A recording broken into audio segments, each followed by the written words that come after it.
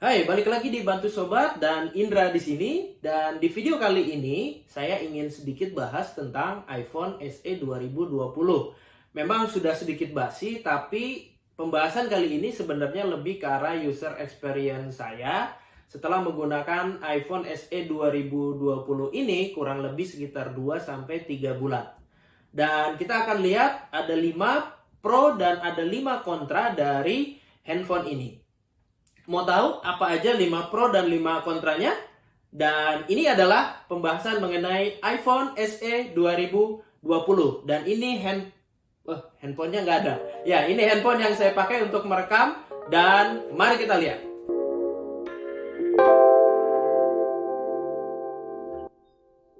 User experience. Karena saya merupakan pengguna Android tulen dari mulai menggunakan HP, meskipun diselingi Nokia dengan Windows-nya, sehingga saat saya menggunakan iPhone dengan iOS-nya, saya merasakan hal berbeda. Apa itu? Pertama, lebih terasa light saat buka tutup aplikasi maupun scrolling. Meskipun refresh rate-nya hanya 60 Hz, tapi it's not a big problem. Kedua, sangat smooth, sehingga feel menggunakan iOS sangat enak. Dan menurut saya, Steve Jobs memang seorang jenius dalam mendesain iPhone ini. Handling dan ergonomis. Pada saat digenggam, HP ini bisa dengan enak dipegang dengan satu tangan dan menjangkau seluruh layar. Berbeda dengan HP kekinian saat ini yang mana ukurannya sudah 6 inci ke atas. Sehingga agak kesulitan untuk pegang satu tangan dan jangkau ke semua layar. Di satu sisi, ini adalah kelebihan iPhone SE 2020. Tapi di sisi lain, ini nanti kita bahas di sisi kontranya. Kualitas layar. Layar iPhone SE 2020 ini masih Retina LCD. Tapi seperti yang kalian tahu, meskipun masih layar Retina LCD, kualitasnya sangat beda tipis dengan AMOLED sekalipun. Pas berada di kondisi luar ruangan yang terang, layar HP ini masih bisa terlihat dengan jelas. Hal ini pasti akan membantu sekali buat kalian yang sering beraktivitas di luar ruangan. Kamera.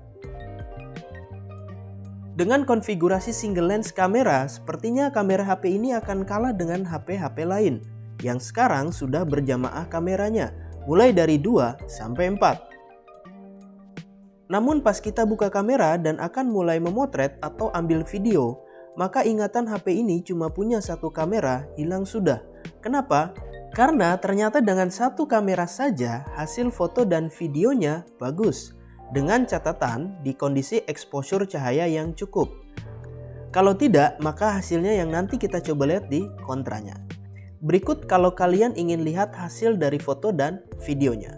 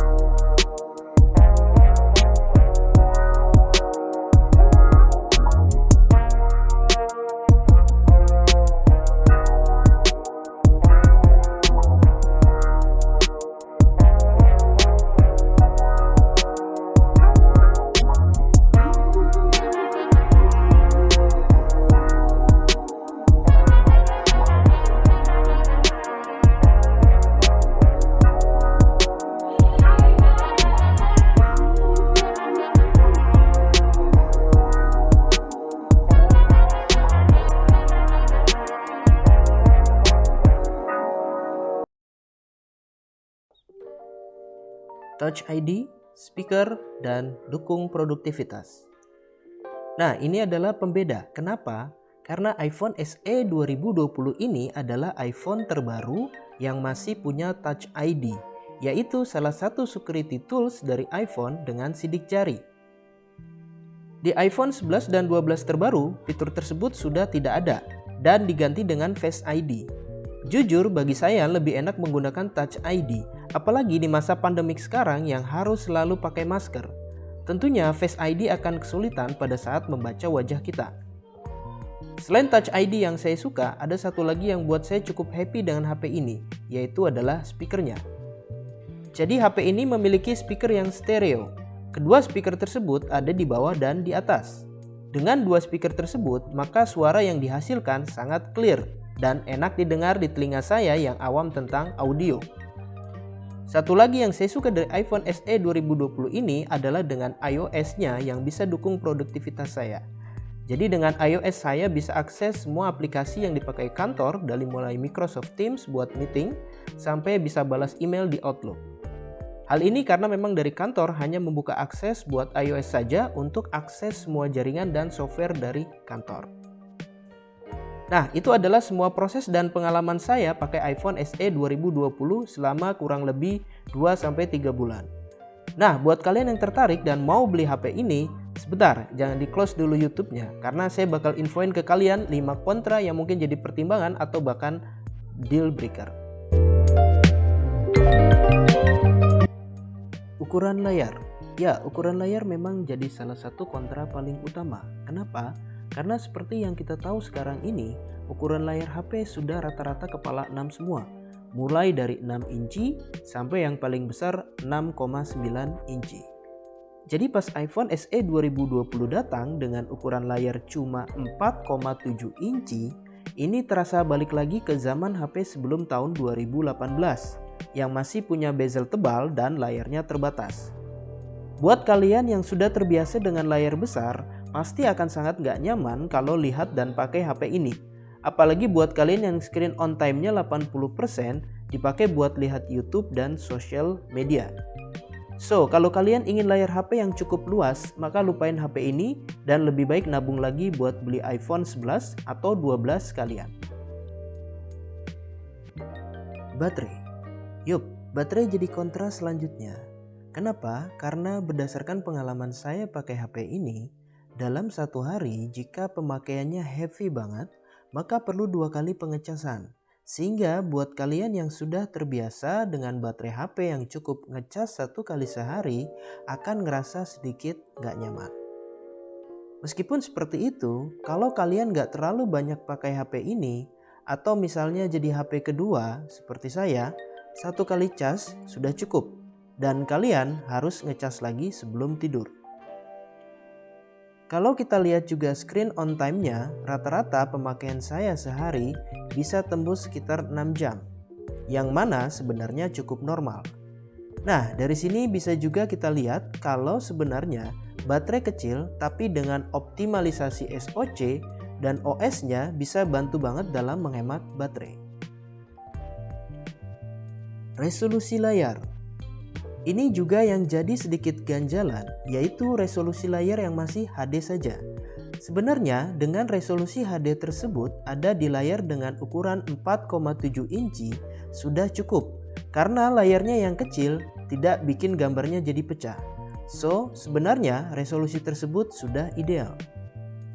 Namun kalau kita bandingkan dengan resolusi umumnya HP kekinian yang rata-rata sudah Full HD, resolusi 720p atau HD merupakan suatu yang masih kurang.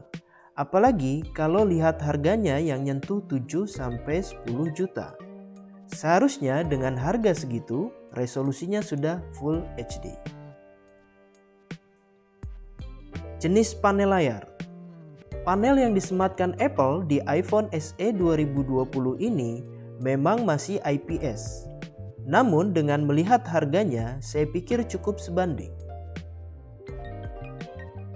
Kita bisa lihat juga di iPhone 11, panel layarnya pun masih IPS. Meskipun layarnya masih IPS, menurut saya hal tersebut masih bisa termaafkan karena pengalaman saya menyentuh dan pakai HP ini selama kurang lebih 2-3 bulan, kualitasnya sangat bagus walaupun namanya IPS. Gak ada kepala charger. Ya, ini yang paling hot. Ternyata kepala charger yang hilang di iPhone 12 menular ke iPhone SE 2020 ini. Mulai batch terbaru yang dijual sudah tidak menyertakan kepala charger di dalam boxnya. Jadi mau tidak mau pas ditawarkan saya harus membeli kepala chargernya. Sebenarnya ada sisi positifnya juga, yaitu saya jadi harus beli kepala charger yang punya daya lumayan, sehingga waktu yang dibutuhkan buat ngecas iPhone SE 2020 ini relatif cepat.